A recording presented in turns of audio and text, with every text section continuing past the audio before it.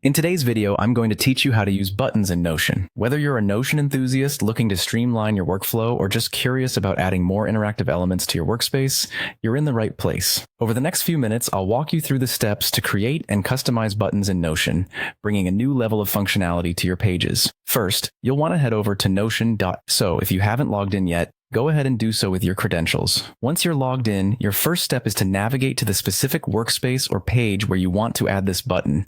This part is entirely up to you, based on where you feel it would most benefit your current setup. Whether it's a project management hub or a personal journal, buttons can make repetitive tasks a breeze. With your workspace or page picked out, it's time to add your button. On the chosen page, go ahead and type button. This will prompt a menu. Just select the button option. Now, you have your placeholder button sitting on the page.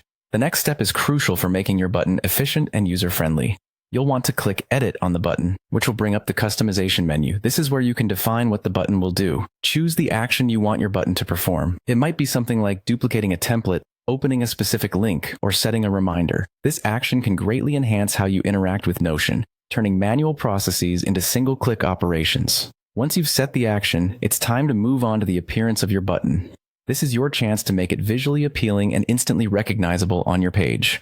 Customize the appearance by choosing colors, labels, and even icons if they're available.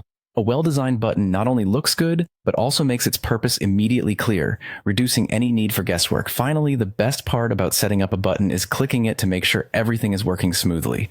Test your button by going back to your Notion page and giving it a click. If it performs the task you set it to, congratulations. You've successfully learned how to use and customize buttons in Notion, and there you have it. By following these steps, you can add a touch of automation and style to your Notion workspace. I hope you found this guide helpful and feel more empowered to create an intuitive and organized digital space.